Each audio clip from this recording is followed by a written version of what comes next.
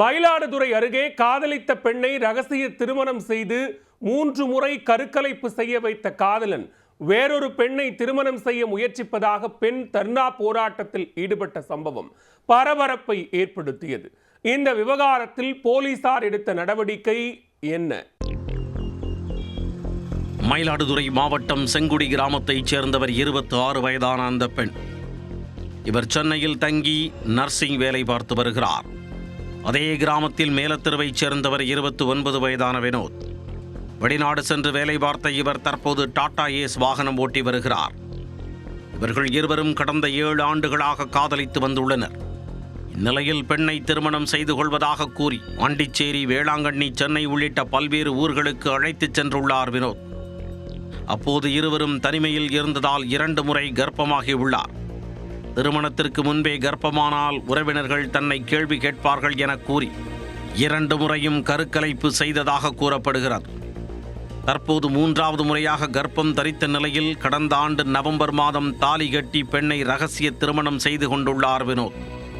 அப்போது சத்து மாத்திரை என கூறி கருக்கலைப்பு மாத்திரையை வாங்கி தந்து ஏமாற்றி வயிற்றில் வளர்ந்த 3வது கருவையும் வினோத் கலைத்து விட்டார் என பாதிக்கப்பட்ட பெண் புகார் தெரிவித்துள்ளார். அதோடு நிற்காமல் தன்னை ரகசிய திருமணம் செய்து கொண்டதை யாரிடமும் தெரிவிக்காமல் வேறொரு பெண்ணை திருமணம் செய்ய முயல்வதாக மயிலாடுதுறை மகளிர் காவல் நிலையத்தில் புகார் அளித்தார்.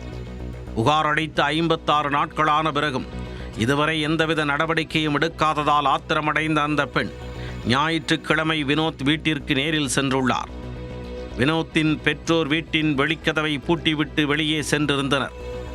இதனால் வாசலின் கேட்டை உடைத்து உள்ளே சென்ற பெண் அங்கு வாசலில் அமர்ந்து நிரந்தர தீர்வு கிடைக்கும் வரை அந்த இடத்தை விட்டு நகரப் போவதில்லை என கூறி தர்ணா போராட்டத்தில் ஈடுபட்டார். இதனிடையே வீட்டின் வாசல் கேட் பூட்டை உடைத்து உள்ளே சென்றதாக வினோத்தின் பெற்றோர் காவல் நிலையத்தில் புகார் அளித்துள்ளனர். இச்சம்பவம் தொடர்பாக பெரம்பூர் போலீசார் சம்பவ இடத்திற்கு வந்து விசாரணை மேற்கொண்டனர். இதனிடையே பெண்ணின் குற்றச்சாட்டிற்கு மயிலாடுதுறை மகளிர் போலீசார் விளக்கம் அளித்துள்ளனர்.